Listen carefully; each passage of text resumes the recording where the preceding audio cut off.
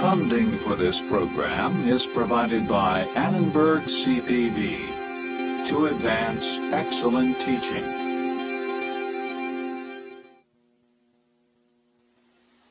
The first men and women were hunters and nomads, awed and frightened by a world they did not understand. They invested great energy in rituals, sacrifices, temples, tombs, and with religion came gods and god-kings, magicians and priests, and the beginnings of a more complex society. The dawn of history, this time on the Western tradition.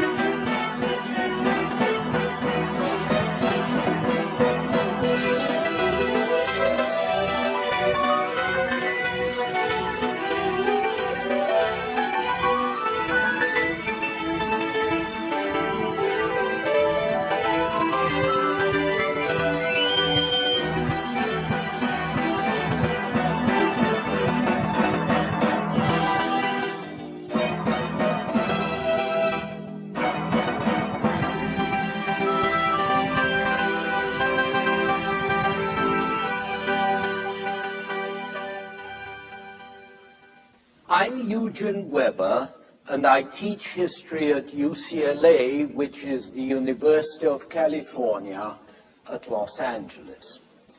Today, I begin my personal journey through the history of Western civilization.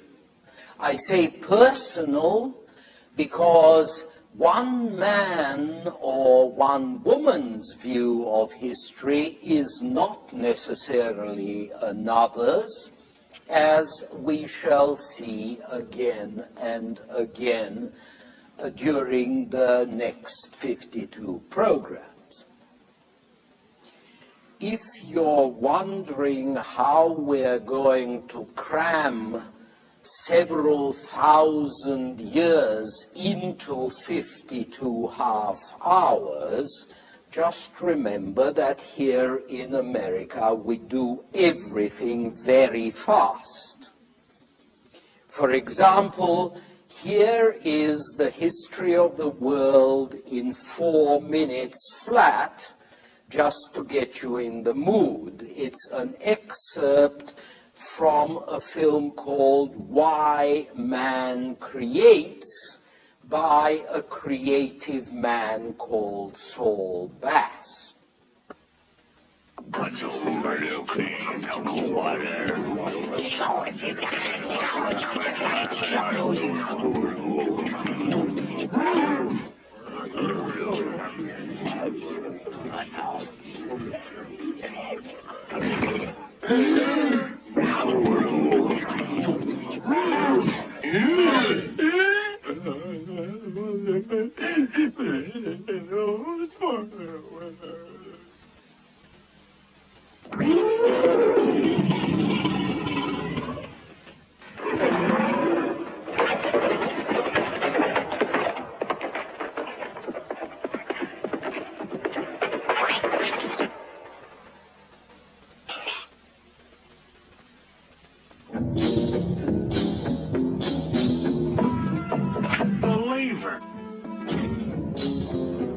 Harry, do you realize you just invented the wheel? No, I know.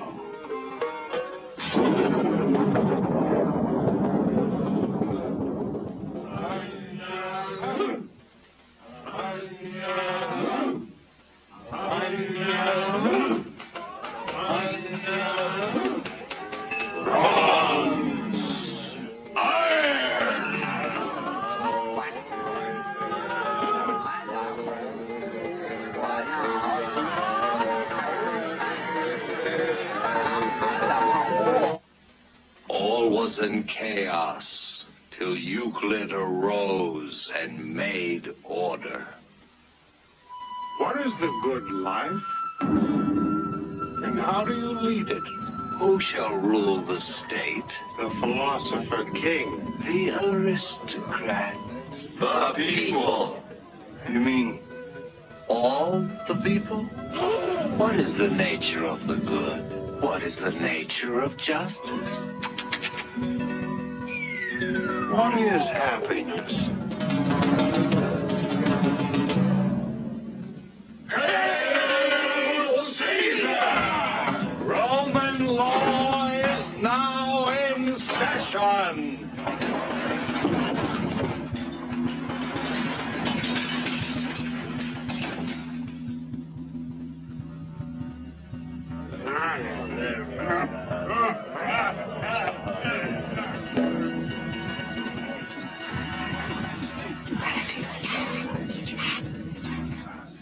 Allah be praised.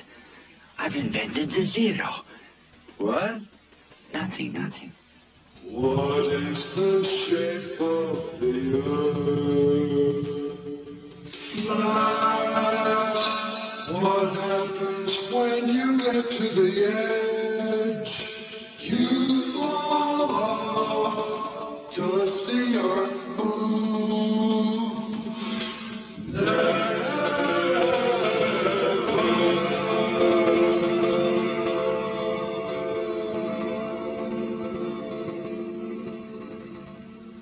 The earth moves. The earth is round. The blood circulates. There are worlds smaller than ours. There are worlds larger than ours.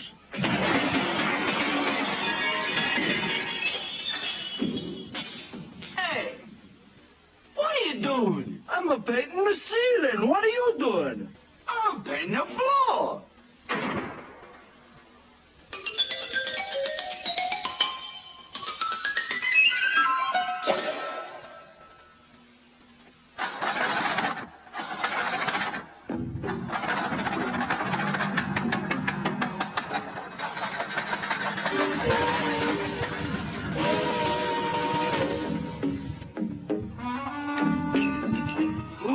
Darwin says man is an animal.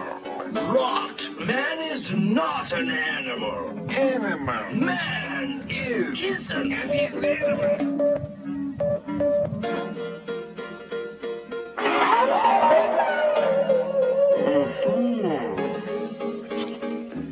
Shall we start from the beginning? I'm a bug, I'm a germ, I'm a bug, I'm a... Harry Potter. I'm not a bug, I'm not a germ, I'm not a bug.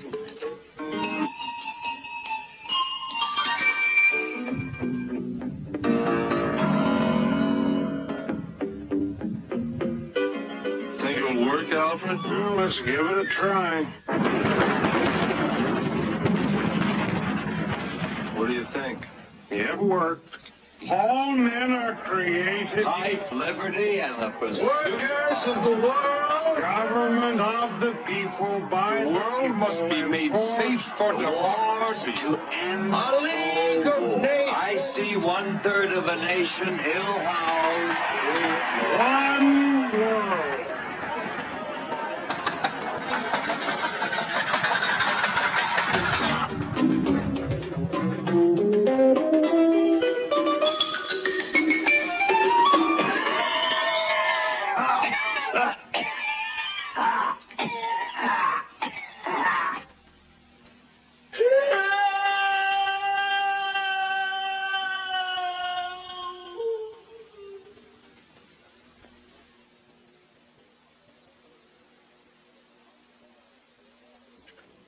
So now you know where we are headed, although I like to think it isn't as grim as all that. But where should we start? Perhaps the first thing to ask is what the scope of a series on the history of Western civilization should be. And the best way to think of it is that we are going back to the old country. We're going back to where many of our ancestors came from, to see where their stories came from, and their memories, and their habits, and the way they are, which has made us the way we are.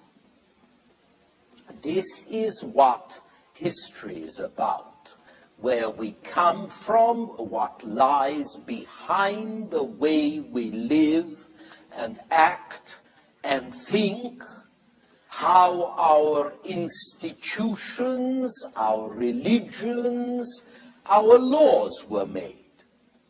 And this is what I hope to do in this series, to go back to our origins. I know that all of us do not stem from the little peninsulas of Asia that we call Europe. But the language, the culture, the politics of the society we live in stem from there. And so it's an important journey for us to take from the very beginning. For our purposes, let's start about 60 million years ago, when the age of giant reptiles comes to an end. At that time, dinosaurs ruled. Mammals were cowering, timorous beasties that could never have challenged the superbly designed dinosaurs. And then, bang, a comet hits the Earth, the dinosaurs disappear, mammals get a chance to evolve, and among the mammals are the primates who tend to swing about in trees. Over 5 million years ago, one of these primate species, whose descendants made these footprints, one of these gets up on its hind legs. It doesn't make up its mind to go biped, but the less they hang about in trees, the more the primate's upper arms can be used to carry things. And the less they swing from trees, the longer their thumbs grow, until they become opposable, which is convenient for grabbing and manipulating. And then, about 2 million years ago, these hands turn out a miracle, an artifact, a tool, something they had fashioned themselves. And this is when we are no longer speaking of apes, but of something recognizably human, in which a larger brain and manufactured stone tools go together. Like all primates, these beings close to human form that we call hominids did not have very good claws compared to a tiger, didn't have very good fangs compared to a wolf. But they found that if they wanted to grasp things, hands were superior to jaws. For example, with your hands, you can take a nut, you can put it on a stone, you can hit it with another stone, you can break it. Sometimes a stone would slip and chip the other stone, and God knows how many flints were chipped and flaked by mistake until one of these hominids actually saw what he had done and realized that he could do it again, and deliberately.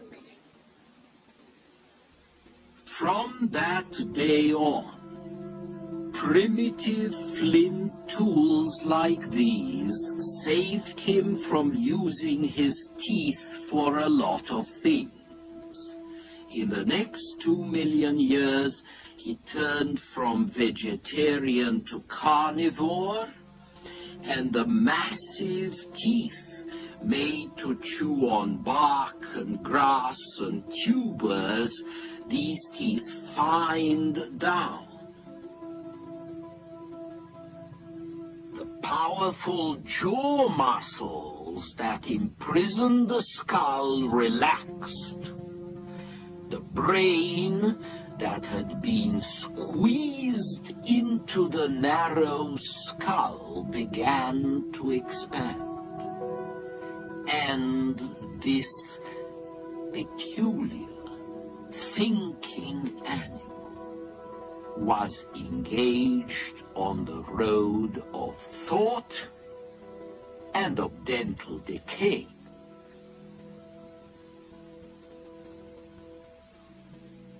It was only around 7000 BC that Stone Age people really learned to make fire by friction or by striking flints. Fire and thought together allowed hominids to expand into new habitats and ever more distant lands, even in times when glaciers like this one were pushing practically into the tropics, and our ancestors had to think or die. So they thought. And they quickly realized that thinking did not prevent death. Here, for the first time in the history of life, a creature makes the imaginative leap that lets it conceive its own end by looking at the end of a creature like it. To imagine my death from the death of someone like me, to feel diminished, mystified, terrified by death and by the dead. And to deal with corpses and their mystery and the terror they generated, man develops rituals, myths, religions, into which he invests an immense amount of energy. So that for millennia, a significant portion of the little surplus of what people grew and made went into tombs and temples like Stonehenge here. I can talk about these ruins because about 100,000 years ago, something that we can loosely call language, something like language developed. A new tool that allowed people to communicate meaningfully with one another. And then, in the new Stone Age, which is the age of Stonehenge, they also begin to devise primitive, but revolutionary ways of storing information outside themselves by notches and markings and drawings, which means that now human beings could convey information not by word of mouth alone, but by signs, as we do in writing. Above all, these first men and women were hunters, gleaners, and nomads moving across the steppes and forests in small clans, following the animals and plants off which they fed. Most of the cave paintings we have found are obviously the work of artists who were part of a hunting society. Then, somewhere around 10 to 12,000 years ago, some of these people settled down, and we got an agricultural revolution, its origins as obscure as those of fire. When man discovered how to make the ground bear fruit, how to domesticate animals, how to store the product of his labors, he also developed a sense of property. And so structured societies grew up with villages, wells, walls, slaves, and families in which lots of children guaranteed labor and perpetuation. I say all this breezily, but you have to understand how long it all took. I told you that Stonehenge was built 3,800 years ago. Now, the first stone tools go back 2.5 million years. The first stand-up creatures about our own size appear 1.6 million years ago. The first flaked flints appear 100,000 years after that. The first burials go back 70,000 years. And then at around 10,000 BC, we finally reach the Neolithic or New Stone Age, when our journey really begins. Neolithic societies and families depended on fertility and security, but both of these were very precarious indeed. Stone Age agriculture goes with warfare. It goes with endless raids and counter-raids for the neighbor's crops, for the neighbor's pigs. And so these people were never free from fear. Fear of thieves, of raiders, of evil spirits, of nature, you name it. And the rituals to protect them from danger, to secure good hunting, good crops, success in battle, these rituals were crucial.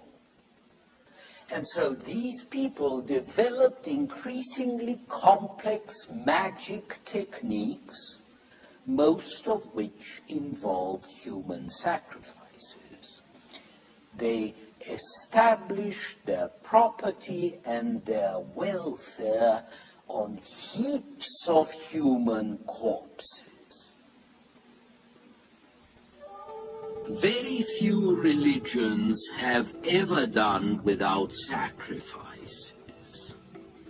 And human sacrifice, with its terrifying emotional impact, enhances the power of religion to shape our imagination.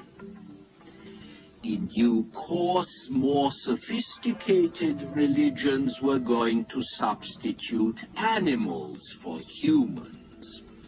But this kind of cut-rate salvation would have seemed quite useless in the late Stone Age.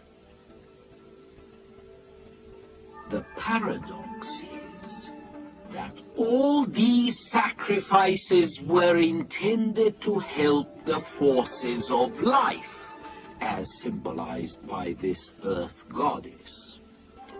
Stone Age peasants worshipped the forces of nature, ever burgeoning, ever dying, ever renewed, and in this preoccupation with fertility, we find the origins of religion, kingship, political institutions, and basic social patterns.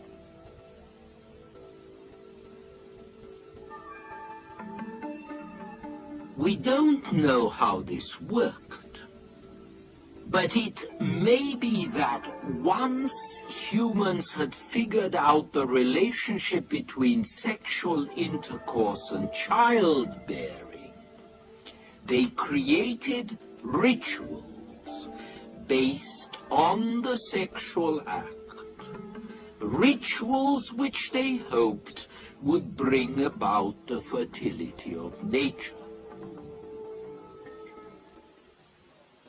In many prehistoric rituals, a male impersonated the seed and so assumed the role of leader.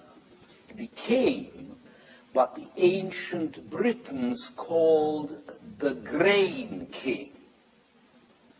At first, he was killed and buried, planted really, and replaced by a young and vigorous successor, and the people who acted this out, in whom the forces of nature were thought to be incarnated, these people were seen as gods and goddesses, or as something very close to gods and goddesses. But eventually society was persuaded that the grain king's death could be made just as magically effective by going through the motions, by symbolism.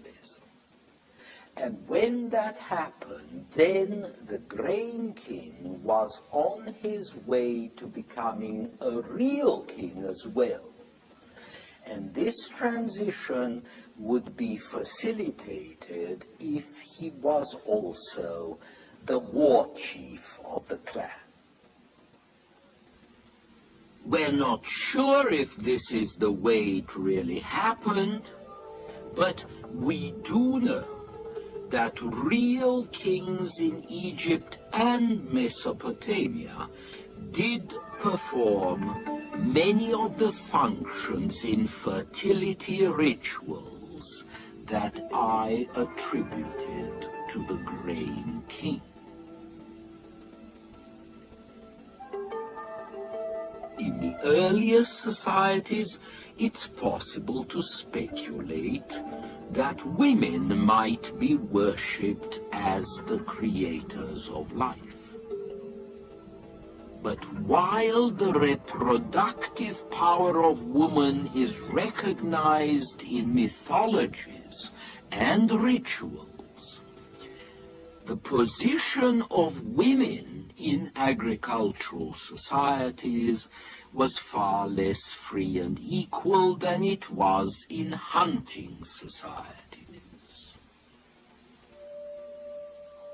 And this was probably accentuated by a new tool that made it easier to grow crops, the ox-drawn plough. Because it required considerable strength, the plough was generally used by men. Women were left to do almost everything else, with most of the drudgery and practically no status, because men spent most of their time raiding or looking out for raiders.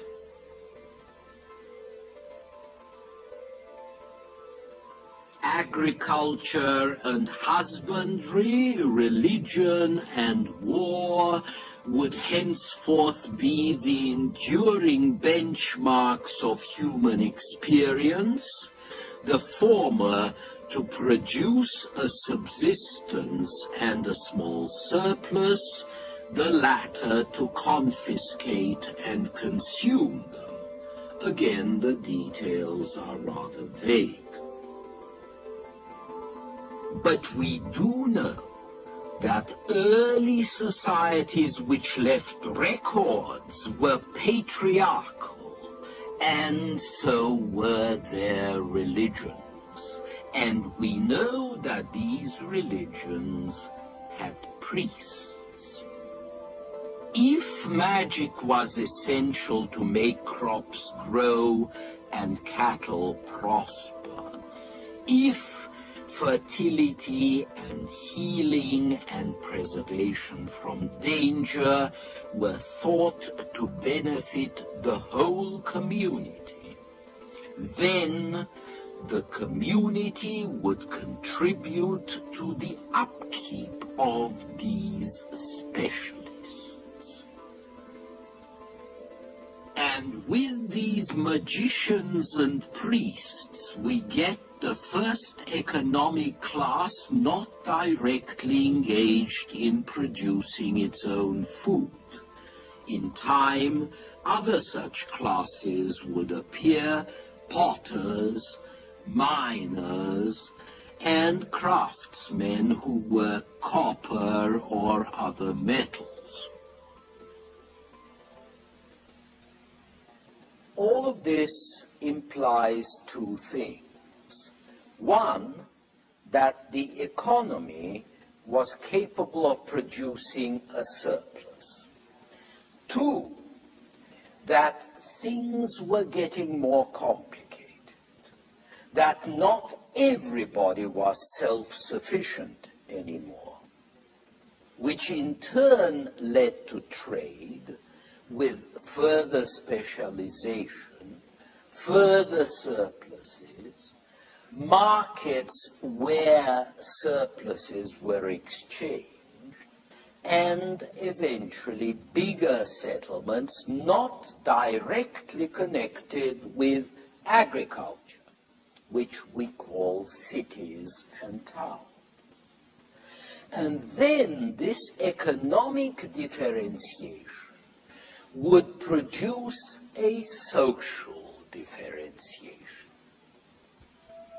Society would then divide into the rich, nobles and freemen, and the poor, dependents and slaves, with the rich having most of the land, becoming lords over the others. These lords fought among themselves because, being human, they wanted to dominate or to despoil one another. Then, as now, greed and revenge seem to dominate what you might loosely call political activity. And so men joined under the authority of the strongest, or were forced to join, and a landowning system developed which lasted thousands of years, and which looks very much like the feudal system of the Middle Ages, where one man holds his land from another and owes him payment and service in return. This sort of evolution was general. We find it in India, in China, in the Near East, and also at a later time, but in similar circumstances, in Europe. But it would be most early and most marked in areas where people were thickest on the ground, where the struggle for land was most intense, where organization for production, for defense, was most important. And these conditions were to be found in the area that we know today as the Fertile Crescent, that small portion of Asia and Africa that runs from Mesopotamia and Syria in the east to Egypt in the west. As we shall see in our next program, the ancient Egyptians. Until then, I'm Eugen Weber for the Western tradition.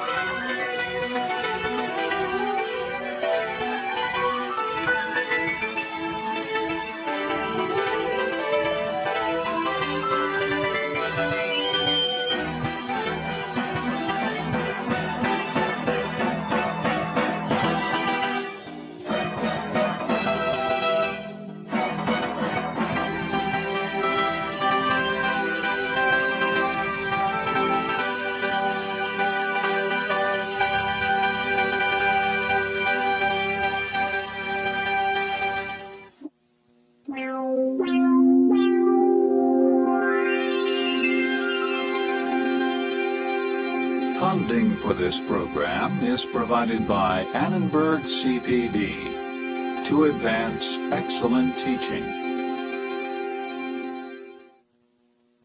For information about this and other Annenberg CPB programs, call 1-800-LEARNER and visit us at www.learner.org.